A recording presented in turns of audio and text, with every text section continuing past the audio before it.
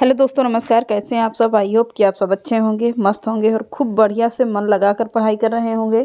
तो हम लोग आज कौन सा प्रश्न हल कर रहे हैं? हिंदी साहित्य चल रहा है, बिल्कुल बेसिक से लेकर चल रहे हैं, यानी कि पूरे प्रश्न को मैंने A to Z रखा हुआ है। तो अच्छे अच्छे प्रश्न हैं, वन लाइनर पॉइंट है, तो आप लोगों को लिए रोज़ बताते हैं हम। तो इसको आप लोग ज़रूर नोट कर लिए, क्योंकि यहाँ से प्रश्न आप लोगों के 100% क्या 99% श्योर हैं कि यहाँ से कोई ना कोई आप लोगों को प्रश्न ज़रूर मिलेगा। इतना अच्छा सेशन है, इतने अच्छे अच्छे प्रश्न हैं, हो सकता है यहीं से सारे प्रश्न मिल जाएं आप लोगों को। तो कुछ कहा नहीं जा सकता कि साहित्य में मैंने एक एक चीज़ को रखा हुआ है। और जहाँ तक अगर आप लोगों का सिलेक्शन की बात है, तो अगर मेरी वीडियो को देख लेंगे, मेरी क्लास को पूरा वॉच कर लेंगे या पूरा पढ़ लेंगे, तो एक भी प्रश्न बाहर नहीं जाएगा। तो चलिए आज इसी उम्मीद और आशा के साथ हम लोग आगे कंटिन्यू करते हैं।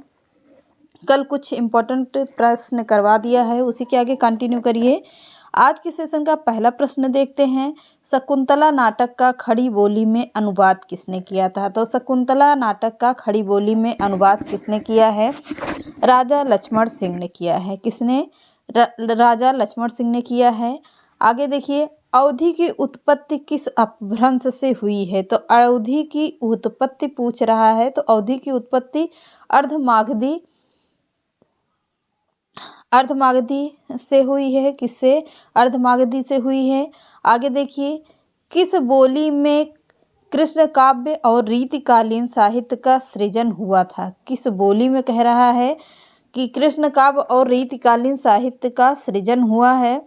तो किस में हुआ है? ब्रज साहित्य में हुआ है।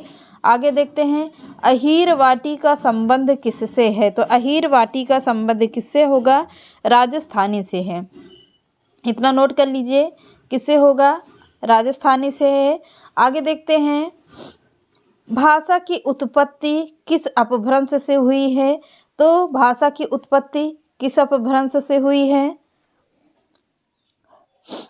प्राचीन अपभ्रंश से हुई है। किससे? प्राचीन अपभ्रंश से। आगे देखते हैं, बिहारी, बंगला, उड़िया और असमिया का उद्भव किस अपभ्रंश से हुआ है? फिर से देखिएगा पूरा प्रश्न। बिहारी, बंगला, उड़िया और असमिया का उद्भव किस अपभ्रंश से हुआ है? तो मागधी से हुआ है। किससे? मागधी से हुआ है। आगे देखते हैं, अंग्रेज किस भाषा का शब्द है? तो अंग्रेज किस भाषा का शब्द है अगर पूछता है, तो अंग्रेज है फ्रांसीसी भाषा का शब्द।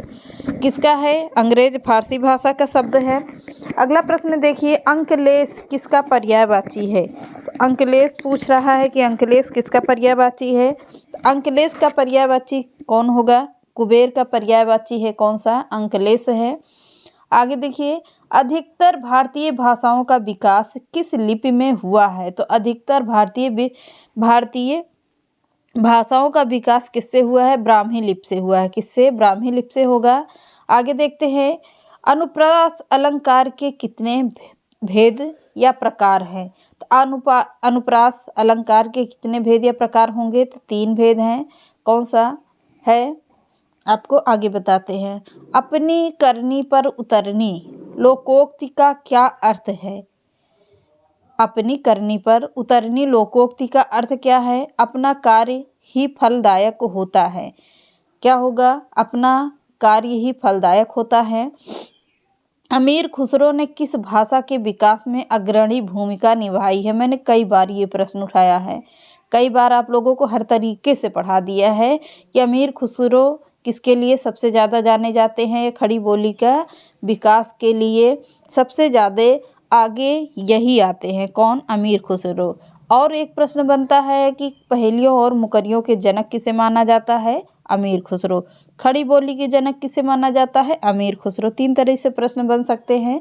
आगे देखिए, अलंकार किसका पर्यायवाची शब्द है? तो अलंकार का अर्थ होता है आभूषण। आभूषण में क्या है? अलंकार की शोभा बढ़ाने वाला क्या होता है? आभूषण होता है।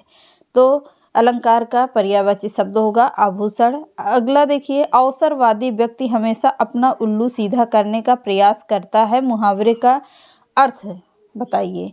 तो क्या होता है? अवसरवादी व्यक्ति हमेशा अपना उल्लू सीधा करने का प्रयास करते हैं। इस मुहावरे का अर्थ होगा स्वार्थी लोग हमेशा केवल अपना ही फायदा देखते हैं, किसी और का नहीं देखते हैं, तो स्वार्थी होगा। आगे देखिए, अष्टछाप का जहाज किस कवि को कहा जाता है? तो अष्टछाप का कवि जहाज किसे कहा जाएगा? सूरदास जी को। किसे? सूरदास जी को कहा जाता है। अगला है, आंचलिक रचनाओं का संबंध किससे होता है? तो आंचलिक रचनाओं का संबंध क्षेत्र विशेष से होता है। आचरण की सभ्यता, आचरण की सभ्यता वेरी इंपॉर्टेंट रचना है किसकी? सरदार पूर्ण सिंह की है। आगे देखिए, आम बजट के ऊपर बहस होगी, वाक्य का शुद्ध रूप क्या होगा? तो आम बजट के ऊपर बहस होगी, वाक्य का शुद्ध रूप है आज बजट पर बहस होगी। आज बजट पर बहस होगी, इसका शुद्ध वर्तनी होगा। अगला है, उज्ज्वल चरित्र के लिए मानसिक दृढ़ता आवश्यक है, वाक्य में अशुद्ध क्या है? तो सबसे पहला देख लीजिए, उज्ज्वल ही अशुद्ध है। कैसा है? उज्ज्वल में दोनों जा क्या होते हैं? आधा लगे होते हैं, पर इसमें एक जा आधा है और पूरा है। तो इसके आगे देखिए, उज्ज्वल सही शब्द का क्या होगा? उज्ज्वल होगा। आया समझ में? आगे देखिए, ऊष्म, उसका मतलब क्या होता है? मुख से निकलने वाली हवा जो गर्म होती है, मतलब गले से निकलेगी तो गर्म होती है, उसे ही क्या कहते हैं? ऊष्म कहते हैं। ऊष्म व्यंजन कौन कौन से हैं? तो पूछ रहा है, जैसे कि कोई शब्द पढ़ो, स स स ह, तो कैसे ऊष्मा निकल रही, गले से आवाज आ रही, स श श श ह, तो कौन सा होगा? गर्म ऊर्जा या गर्म होती है, ऊष्म यानी कि गर्म। सा सा हा, कौन सा शब्द बनेगा? सा सा हा बनता है। ये ऊष्म व्यंजन के अंतर्गत भी आते हैं। आगे देखिए, 1 और 11 होते हैं, लोकोक्ति का अर्थ क्या है? 1 और 11 क्या होता है? संघर्ष में बड़ी शक्ति होती है, और संघर्ष में बड़ी शक्ति होती है, इसका लोकोक्ति अर्थ हो गया। आगे देखिए, संघ में बड़ी शक्ति होती है। आगे देखते हैं, कठिन काव्य का प्रेत, मैंने कई बार इसको भी पढ़ा दिया है। कठिन काव्य का प्रेत किसे कहा जाता है? केशव दास को कहा जाता है। इनके जितने भी काव्य हैं, इसमें बहुत बड़े बड़े छंद या कठिन काव्य का छंद के ही आधार पर इन्होंने पूरा काव्य लिखा हुआ है, तो इसीलिए इन्हें क्या कहा जाता है? कठिन काव्य का प्रेत कहा जाता है। आगे देखते हैं, कबीर किस काव्य धारा के कवि थे? तो कबीर किस काव्य धारा के कवि थे? ज्ञान मार्गी कवि, ज्ञान मार्गी के धारा थे। कैसे? मतलब कि कबीर किस काव्य धारा के? तो ज्ञान मार्गी थे। आगे देखते हैं, कलम का जादूगर किस कवि को कहा जाता है? तो कलम का जादूगर किसे कहा जाएगा? राम वृक्ष बेनीपुरी के। वेरी इंपॉर्टेंट रचना है। आगे देखते हैं, कलम तोड़ना मुहावरे का अर्थ क्या होता है? बहुत अच्छा लिखना, मतलब कि ज़्यादा लिखना या बहुत अच्छा लिखना, कलम तोड़ने मुहावरे का अर्थ होता है। आगे देखिए, किस काल को हिंदी साहित्य का स्वर्ण युग कहा जाता है? तो मैंने कई बार आपको बताया है कि स्वर्ण युग का काल किसे कहा जाएगा? भक्ति काल को स्वर्ण युग का काल कहा जाता है। आगे देखिए, किस बोली भाषा को अंतर्वेदी के नाम से जाना जाता है? तो किस बोली या भाषा को अंतर्वेदी के नाम से जाना जाता है? तो ब्रज भाषा को अंतर्वेदी या अंतर्वेदी के नाम से जाना जाता है। आगे देखिए, किसे राष्ट्र कवि कहा जाता है? तो किसे राष्ट्र कवि कहा जाता है? रामधारी सिंह दिनकर को राष्ट्र कवि कहा जाता है। आगे देखिए, कौन सी भाषा हिंदी का आदि जननी कहा जाता है? तो किस हिंदी की आदि जननी किसे कहा जाएगा? संस्कृत को कहा जाता है। आगे देखिए, खिसियानी बिल्ली खंभा नोचे, लोकोक्ति, जैसे हम लोग कहते भी हैं ना कि खिसियान बिल्ली खंभा नोचे, वही हाल है। तो असफल से लज्जित होकर क्रोध करना, खिसियानी बिल्ली क्या? खंभा नोचे।